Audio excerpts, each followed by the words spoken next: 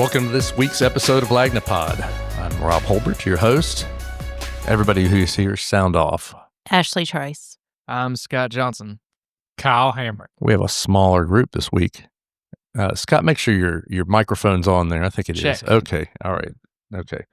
Well, Kyle, you just got back just a few minutes ago. We're doing this on Wednesday, and you just got back from the installation of our new Archbishop Mark Rivetuso. Am I saying that right? That is correct. Rivetuso. Archbishop Rivetuso. Yes, sir. Of St. Louis, Missouri. Okay. He was installed today at a special mass at the Basilica downtown. The cathedral. Yes. They had the Nuncio, who is the ambassador from the Vatican the to Papal the Nuncio, United States. yes. The Papal Nuncio Now was here. You're not a Catholic, right? I am not a Catholic. So this is a big show. I mean, I've never been to an installation of an archbishop either. Right. As someone who's brought up Catholic, I never have seen anything like that either. But so this was a pretty big show. This was quite the spectacle. As soon as I got there, I was greeted by the Knights of Peter Claver.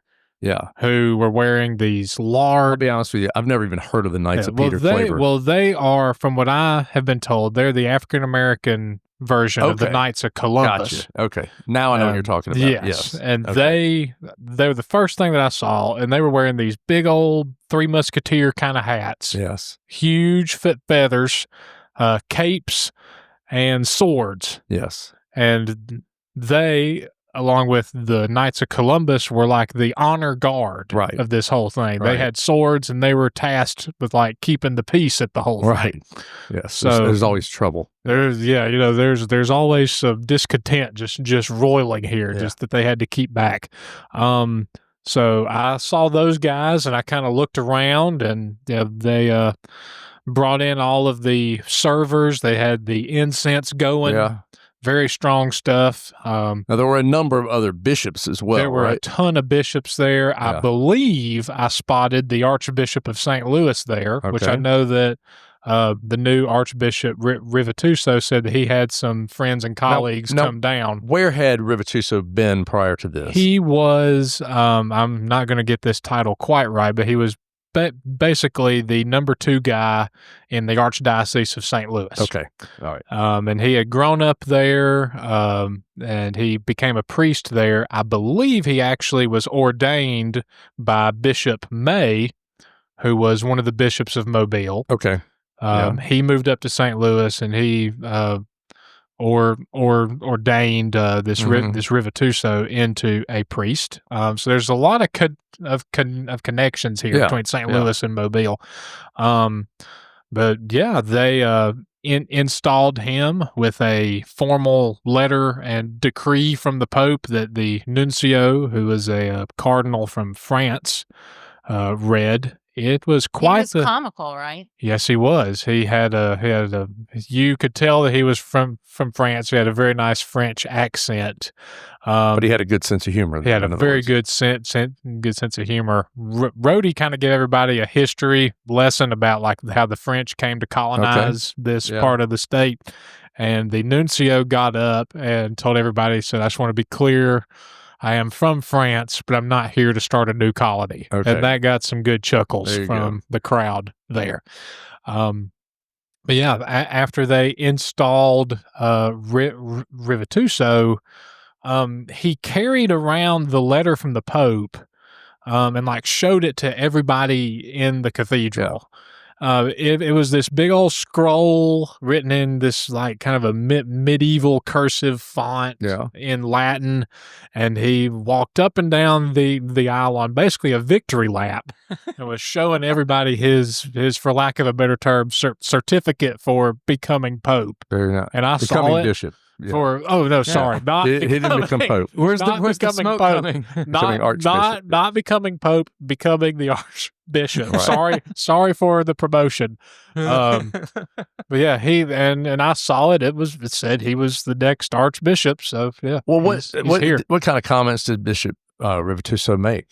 He is very concerned about homelessness in the community. He is a very servant-minded, priest. That's kind of their whole thing to begin with.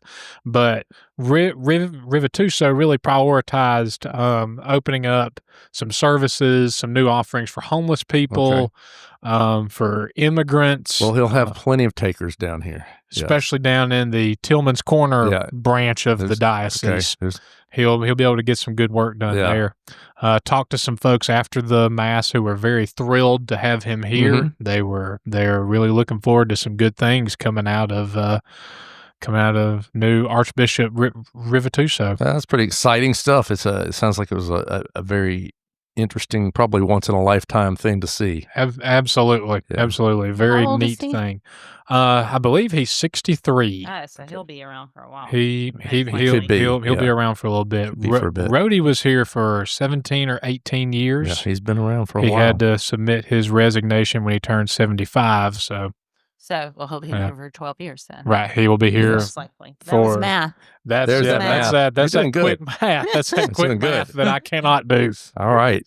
Well, that's cool. That's nice. And we will have more on that in the paper this coming week. We'll be doing more on that. And cover a little bit more. The papal paper. It is not papal. He's a bishop, y'all. Y'all kept trying to promote him. He just got a promotion. He just got a promotion. Y'all are trying to give him another promotion immediately. I just trying to do a play on words. Get it straight, y'all. Get it straight. Ashley's over here just nailing the theses on the door again. Yeah, that's it. I mean, really. Let's go back to city council a little bit. We had this week we had a little bit of noise in city council with the certification of the vote, and District 2 councilman, the only councilman to lose election this week, he's a little salty. Yeah. So what happened? The city council on Tuesday had an item to basically say that they have looked at the numbers from last week's vote, and these are the certification of the vote to certify them, for lack of a better word, there, or to draw it out as much as possible. Or to for those who don't know what the term certification means, to really get a full minute and a half of explaining what that is. Yeah, that's it. So anyway, when the time came to vote on this, they went down the line for Gina Gregory, yes, Josh Woods, yes. When it got to William Carroll, he said he would abstain, right? Because there is an appearance that the Zogby Act, which governs how the city of Mobile, functions, there's an appearance that law is not being followed, it's being violated in some form. An appearance. He's clearly alluding to his opponent in the race, to Samantha Ingram, who defeated him by a pretty good margin of votes. Right. There are some questions about her residency in the city. That's right. Her voting in Georgia in 2024. There's some questions there, and there's not really a question about her voting in Georgia. We got documentation that she voted in Georgia back last November. Correct. Right. That's correct. So she voted in the presidential race at that time in Georgia. And so I'm guessing what the real issue here is that she was living in Georgia and had owned a home here, or kind of going back and forth or something like that. Right. What it sounds like. Right. That's what it sounds like. And voted there, and now under the Zogby Act, if you're running for city council, you have to be in the city for a year. Right. And so she was voting there either as a resident in Georgia, or she was voting illegally in Georgia. Does it spell out like what constitutes being a resident? Is it just simply owning property, or is it, paying a water bill? I mean, I just don't know. being there, I guess. Well, she bought a house on Texas Street in June 2023. Right. And then it was after that in 2024 that she was back in Georgia voting in November. She's owned that house since 2023. She's owned that house. That's right. The actual lines of residency get really weird when you actually break into it. It all is. I mean, it's really but the mayor only has to live, 90 days? 90 days. The mayor only has to be a resident for 90 days. The city council person only has to be a resident of the district they want to live in for 90 days. Well, for 1 year. No, you have to be in the city for a year. You have to be in the city for a year. You have to be in the district for 90 days. Okay. Which also, I mean, it's a mess. And then to run for Congress, you have to just live in the state for one day. Right. And then you're good to go. Yeah. And you don't have to live in your district to run for a district. Right, in Congress. Right. Yeah. Which is insane. It's so confusing. It is confusing, and I think people get really upset about it. Look, it's one of my biggest pet peeves is people not running, not living where they say they're going to, where they're trying to run for office. That all said, she has had property in this district, and my guess is that because it's going to be a situation where if she did anything illegal, it was done in Georgia, and is Georgia going to even go after it to make that case against her? That's up to versus, Georgia. If she's living here, if she says, "Hey, I live here. This is where I don't know if she has a homestead exemption on that house. We haven't checked that, but if that is her primary residence, I'm guessing this thing's probably not going to go anywhere. Yeah, but I can't see there being enough motivation from either side to even want to coordinate with the other states' attorneys. It does sound like it would be a difficult thing to have, a circumstance where Georgia all of a sudden is going to say, we really we care about this one vote. Yeah, and we're going to disenfranchise the voters of Mobile, Alabama, who chose this woman to be their representative. Although, given what occurred in 2020, that they may say, hey, this is a situation where somebody probably shouldn't have voted here, and we may come after them. I don't know. Is that a felony or just like a misdemeanor? Or would it still? And would that even if they went after her in Georgia, would that? Are there any? Would rules? that preclude her from being here? Yeah. I don't know. I don't know that, and I think that's what. So that was the allusion to all this. We have a newspaper. We should do some reporting. We should. We could actually look these things up. Somebody should check this out. Somebody ought to look this up. Yeah. Well, I don't think it's all written down anywhere specifically of exactly what happens, and so, but there is some talk, I think, behind the scenes that somebody might file suit this week. That's what I've heard. Which Reggie Hill, who also ran in the District 2 race, filed a lawsuit against the city over this issue of the residency, which the city has no power over. The city has no power to verify these claims made by the candidates. And the judge in that case dismissed that lawsuit, but said that any kind of challenge would have to involve Ingram and take place after the election. So, which I believe that lawsuit has been refiled. But I have heard that some other challenges may come out. I think into this. Reggie Hill's his legal knowledge is not great in that regard. I mean, I think his first swipe of this thing was done very poorly. I would be surprised if he's doing it again, that's going to be any much better. But I don't know. The big thing to me, I look at it and say, is William Carroll, is he going to push it? Because the fact of it is, he got voted out.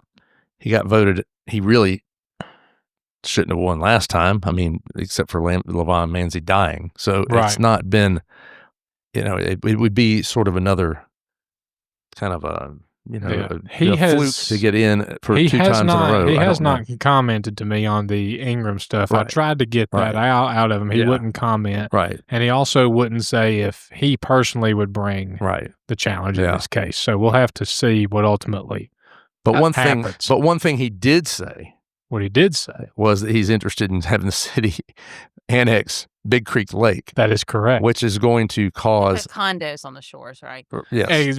Build an amusement park around it. The Carroll Land. We're going to build it. That was a joke. That's a joke. That's not news. That will infuriate the Take Back the Lake people. If just to even hear that anybody on city council is interested in that idea. Yeah. Well, I mean, that's been their claim, is that the city wants Big Creek Lake. They want to take it away. And that's been their claim all along. They've been making the annex claims.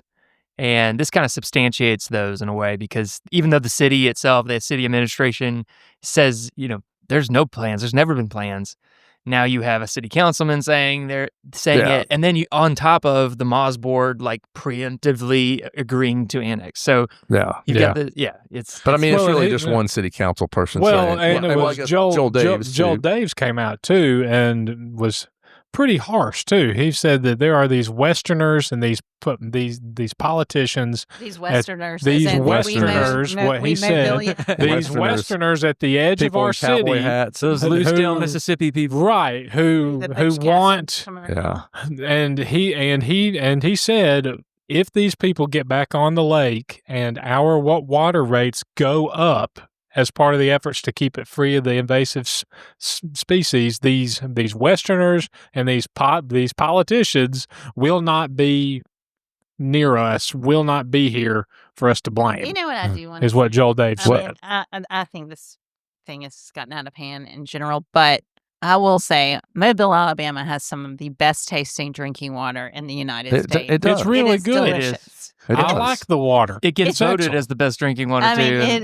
It is just top notch. You go up like even a couple hours from here, and it's nasty, full of sulfur. And you go to New Orleans, and it's full of soap. Yeah, it's terrible. I've thought about what would be a great bar is to open up a place called the Tap Room, but it's just nothing but tap water from different places. Oh, I like that. And then you could just taste the different tap water. We need to. You get crazy and have some Flint, Michigan. You could get nuts. Like the world of Coke. What I think we should do with Big Creek is open a vodka distillery and have Big Creek vodka made distilled with the Big Creek Big Creek water. Very nice. With a touch of some Salvinia for garnish. Got that sweet little Salvinia flavor to it. A Mobile julep, you could call it. The Mobile julep. The Big Creek goose. Well, I think, again, when we talk about this, I think it's important to notice or to point out that currently Moz has a plan to keep it open for recreation and for fishing, but it just will not allow people to use their own boats. Which, as someone, we have a little boat. I mean, good Lord, it's such a pain in the butt to haul and then clean and all that. It sounds nice to be able to just get out there and have a boat provided for you. It wouldn't break my heart either, but I get that, people want to use their own boat and that kind of thing. Well, they pay good money for it, But yeah, I get it. But I mean, and has this really just become more like you can't, don't tread on me.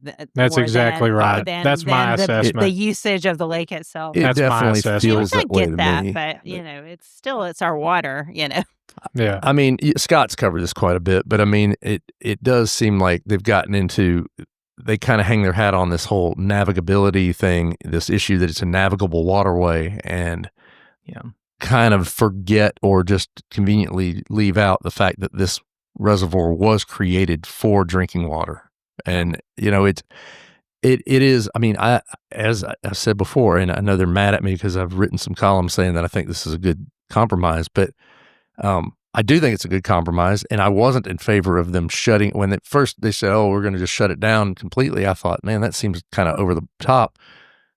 And they've got a plan to allow people to continue to fish and boat out there. So it's probably one of those things that will be solved by science soon, too. Like that someone will figure out how to get rid of any of these. As one of the people who keeps posting over and over again says every time, we've put a man on the moon, why can't we do this? Like, we put a man on the moon 60 years ago, but why can't we? There are lots of things like that, but it seems like this is one of the things they could figure out. Like, well, I mean, it's you can a problem. figure it out, and they can manage invasive species. They can, and that that's why everyone's like, well, they do it across everywhere else in the state. Right. Yeah, it makes your water bill go up, though. But it's expensive. Right. A gallon of this stuff to treat Salvinia gas is $2,000, and It's crazy expensive. I don't want to pay that. They're already spending over $100,000 a year just on Salvinia, right? Yeah. And so then if you've got zebra mussels that are in there as well, then it's just another expense. And, they estimate $300,000 with zebras. Can you eat zebra mussels? No, apparently not. You can eat anything. You can eat anything you want. Eat anything. Yeah, you can do it. Maybe just so we got Salvinia grasses from Brazil. Zebra mussels are from Russia. Yeah. I mean, it's just like it sounds like a good restaurant going on out there. It's an invasion. The boaters are from Lucedale. Come on. I don't know where they're picking up all this stuff. Well, we'll leave on that note, and we'll come back after this little break. Thanks.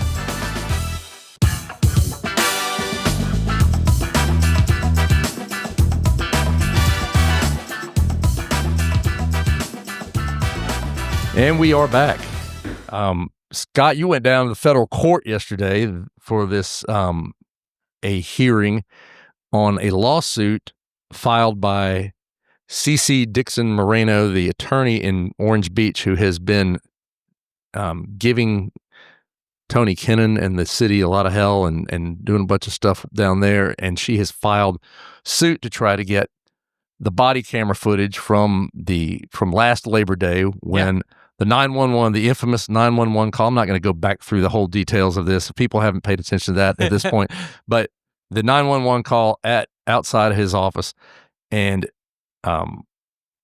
like us, she actually had audio from the video as well that she put on her Facebook page. But she is trying to get those videos, and she filed suit with the city, and they asked for it to be kicked into federal court. So that's where it went yesterday, right? Yeah. It's gone to federal court. So she filed because she filed a public records request asking for the body cam footage. Right. She claims that at that point the city tried to obstruct her request. Right. They ignored it. Et cetera. But she also alleged that her First Amendment rights were being violated because Tony Kennan apparently blocked her from his campaign account. He did for a little bit. Yeah, so but he brought her back. Yeah, so that's what kicked it up in a federal court. There was a First Amendment claim. But they pushed that. Didn't the city push it back in? Didn't they ask that it go to federal court? Or? Yeah. Yes. They because of that claim though, the First Amendment claim with the social media blocking. Anyway, so yesterday there was a hearing just to try and get the groundwork, get some motions cleared out. There was a motion to dismiss by the city, and we didn't even get past that. As soon as they sat down, they were like, "This is a shotgun pleading, and this is why." Shotgun pleading is essentially when you just basically just name everybody in sight. Yeah, and spray and pray. Spray and pray. Just like we're suing everybody. Yeah, suing everybody alive. Yeah.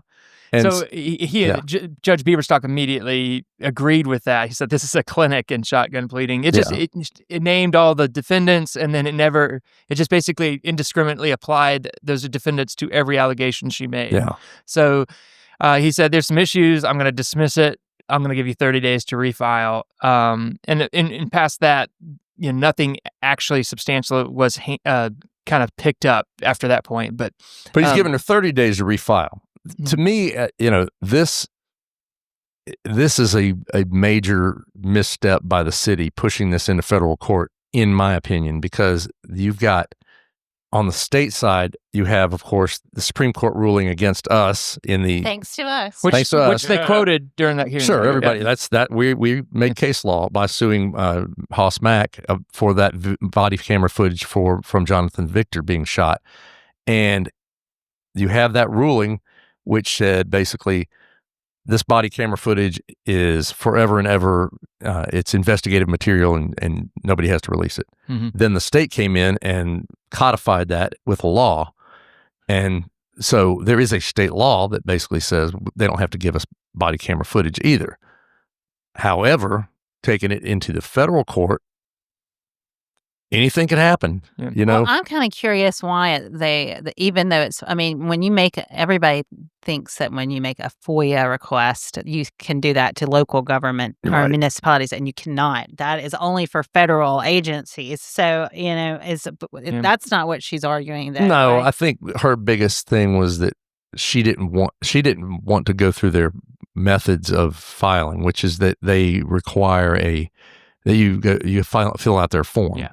And she didn't want to fill out their form, which they also said, well, you're not following our rules. Yeah. And she claims that they didn't even tell her the rules until they sued. Which I'm sure they probably didn't. Yeah. They're not exactly helpful.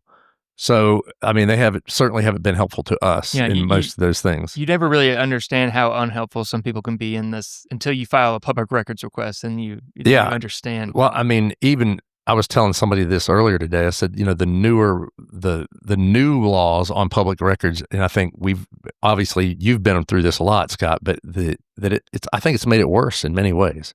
Yeah, because it's just given these more ticky-tacky things that people are saying, and well, we've got to do this now, we've got to do that, and we can charge you now for this, and we've got 2 weeks to answer you, and now they're pushing this time frames and all this kind of stuff that make it just even more difficult. The law is supposed to make it so the law's intent is to make it a clear process that you can rely on, and it can be you can actually expand public records access, but they're using it to obstruct it instead. So instead of because they put a time frame, now they just wait to the end of the 10-day time cap every time. Yes. I've never gotten one since until the day of. So now it's not like and then it'll be like, oh, you have to go through these steps. Well, that, or they add another requirement that pushes it out another 10 days. Right. I think, all of us we just need to review this whole thing across the state, because right next door in Florida, you can get body camera footage. That's exactly what I was telling somebody that person I was talking to earlier. I was like, Florida is totally different. Yeah. You just here you go. You just ask for it. Yeah, because they gave it to me. It's not obstructing their investigations. No. Like they're not having issues. We're talking about it also often. We're talking, especially in cases that are closed, and that's a big part of the issue. So we've got. when the case is done, it's closed. This camera footage or whatever, these documents, why are they being held back again? It doesn't make any sense. And I don't think in Alabama we're ever going to get anywhere until we have some method of appealing this to somebody who has the authority to punish those who do not follow the law. And that's what it is. So what happens now if you don't follow the law? In this specific case too, where no charges were filed. Right. There wasn't even an investigation. There's nothing to investigate. There wasn't an investigation. Yeah. So how could it be investigative material if there's not an investigation? Right. That's just ridiculous. It is in the public interest to see who in the heck was up at a government building. It was buried. So that was across the board. The public records just need to be more open. I was talking to somebody 100%. In Arizona the other day. I was like, they asked me, is it really $10 to get a business filing out of Alabama? I said, yes, it is. Yeah.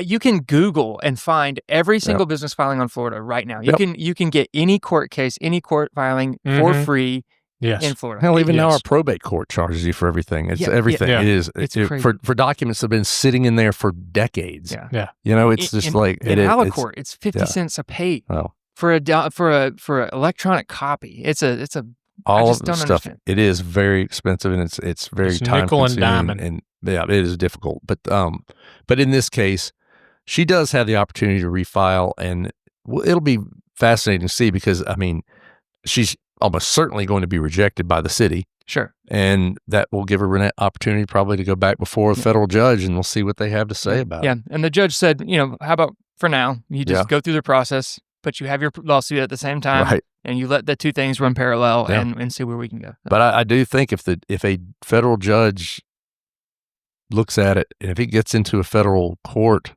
and they start talking about First Amendment and whether people should be able to see these videos or not, it could have an unintended consequence, I think. Yeah. But we'll see. I kind of hope it does. Yeah, Maybe I'm just being a wishful thinker. Well, it was also a tough weekend for Bama fans, and we don't have Tommy here to do sports today. But no, we do not. But I'll let you handle the Bama explanations. You guys can. Obviously the coaching is just Kalen DeBozo and Kane Womack, our former Jag, were like. I know. So there's a lot of hatred. There's a lot of anger. It's just Randy Kennedy had a really good column in this week's paper too. It's not just the coaching; it's the team itself. They just look like they could care less. To be out on that field. They couldn't care less. Let's they could not care less. Let's act like we write for a living. That's true. But they're so flippant, so apathetic. Flipping. I'm done. Yeah. I'm sorry. I set her off with the couldn't care less thing. I was just joking. Well, anyway, the I think the NIL stuff too is really. If all you really care about is getting a paycheck, right? That was like that Ryan Williams. So he's got millions of dollars. Coming so y'all saw that thing I sent you today that Wall Street Journal did about the billionaires in every state. Did you look at that? That was interesting. So we got that yellow fella. We got one dot. Jimmy Rain. We got one little dot. It's like property that's controlled by billionaires in each state. And in Alabama, there's one dot. There's like Alaska has 0 and North Dakota has 0. Yeah. We got 1. And we did have somebody right across the line in Mississippi and one right across the line. We're bordered, right? I noticed there's two who are those people? I haven't heard of those guys. I don't know who they are. Do they live in Cantonment, Florida? I don't know. I noticed that as well. It's like we're kind of bracketed right here. We got a couple billionaires real close, but yeah, I mean, you look at that and you go, look at Texas, look at Florida, look at California, you look at some of these other places, and you're like, how in the world can any of these smaller states compete with this? When well, no, I mean, but it's not like Texas looked, fantastic either. But by that logic, they should have, That's because he has a bad sidearm throw. But Ohio's got some money too. So yeah, I mean, I don't know. I mean, I just think if you're already a millionaire and you're not having to prove yourself to get to the next level to make millions of dollars there, then maybe you just don't. Maybe care true, anymore. but I mean, you look at like. Tank, what's his name here? Here in town, going from he's going to Oregon because he's getting apparently I don't know. But he's been a lifelong Alabama fan, right? Yeah. Rumored to be lots and lots of money. I don't know how much, but so it is going to be difficult, I think, for teams to keep up if they don't have that kind of I mean, money. How can you be hungry when you're already got millions of dollars in the bank? Yeah, I wouldn't be. You're set for life. Yeah, it would be hard to get out there and run around in the heat, and you don't want to get hurt because that would affect your ability to make money. Yeah, well, I mean, it's just become little NFL. It sucks. It's minor league NFL. Yeah. It is. Yeah, I mean, especially with Bill Belichick now at UNC. That was the most entertaining part of the whole weekend. That was, his team came out and they looked great on that first drive, and like they're showing the girlfriend. I'm like, what's the over under on the girlfriend shots? And the new Taylor Swift thing, where you're just going to see her every time the team scores. Oh, I'm all for it. And then, just watching her get all mad. I was loving it. And then it's just this, I had to go back and watch that interview video. Then they just get thrashed. I mean, it was like, wow. We're not talking about this. And then the TCU social media, I mean, it was hysterical the whole time. They were just trolling them the whole game. Is his girlfriend going to be sitting in the press conferences and shutting down questions for him? He's needed. He'll need it. But yeah, that was... there was one meme today that it was... like had Bill Belichick and this really old lady, and it was like Bill Belichick's girlfriend if he hadn't had Tom Brady. I was like, that's quality. That's good stuff. All right, well, football season will continue this week. I'm excited for NFL to get kicked off, and we had our fantasy football draft yesterday, so we'll see what happens on that end. Kyle, you had first pick, so you got to be pretty stoked. They ranked my bracket third. Like I got third place in the bracket. Middle of the pack, and I take on Rob this week. Well, I don't know. Predicted to win. I don't know. I think I've got Brady. Happy about my team. That scallywag Brady Petrie. That used to work here. Who used to work here? Yeah, that bum. Well, we'll see what happens. We'll give people a full report when we come back next week. Thanks, folks, for listening to this episode of Lagnapod. We'll be back next Thursday. Take care. The Lagnapod is a Something Extra publishing production. Executive producers are Rob Holbert and Ashley Trice. Music is by Soulful Sounds and Electro Animals. Only subscribers like you have access to this podcast. Tell your friends they can sign up at my.lagnapmobile.com. For advertising opportunities, please call 251-450-4466.